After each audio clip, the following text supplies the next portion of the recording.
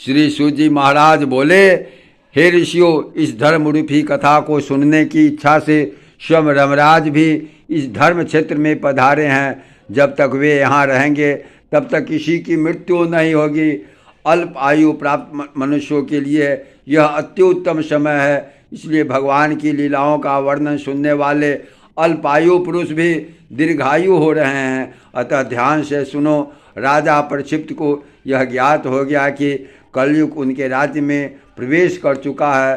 तब उन्होंने अत्यंत कष्ट हुआ। उन्हीं दिनों धर्म बैल का रूप धारण करके गाय का रूप धरे रोती हुई पृथ्वी से मिला और उसके रोने का कारण पूछा कि कहीं तुम मेरे 3 पैर टूट जाने के कारण तो नहीं रो रही हो? तुम इस बात की चिंता तो नहीं हो रही है कि तुम्हारे ऊपर अब नीच कुल वाले राज करेंगे? निरंतर बढ़ते जा रहे दुर्भिक्ष और पाप के कारण तो चिंतित नहीं हो। हाँ, अब मुझे याद आ रहा है, तुम निश्चिंत रूप से भगवान श्री कृष्ण के वियोग में आंसू बहा रही हो। उनकी लीला समाप्त होते ही तुम कांतिहीन हो गई। कलिकाल ने तुम्हारे सौंदर्य को छुड़कर अपना काला कलूटा अंधकारमय राज्य स्थापित कर लिया है। तब पृथ्वी बोली, हे धर्म, तुम ज्ञानी होकर मुझसे पूछ रहे हो, अपने खंडित हो रहे तन की तरह ध्यान दो।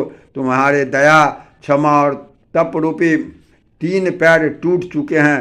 चौथा पैर जो सत्य का रूप है वही बचा है। क्या तुम अपनी पीड़ा का अनुभव नहीं कर पा रहे हो? इसलिए मुझे रोना आ रहा है कि तुम्हारा सिर्फ 1 पैर बचा हुआ है। जिस प्रभु के कृपा से तुम 4 पैर वाले थे, उनके न रहने से 1 पैर वाले होकर रह गए। भगवान वासुदेव में 39 गुण थे।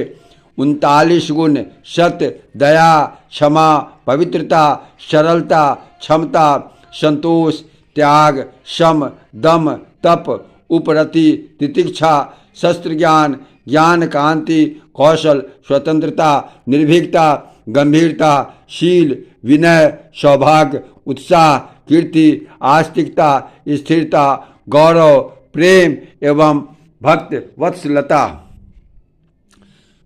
ये समस्त गुण प्रभु में नहीं थे। उनके स्वधाम गमन से मेरे ऊपर घोल कलयुग सवार हो गया है, जिससे मेरी समस्त इंद्रियां जर्जर हो गई।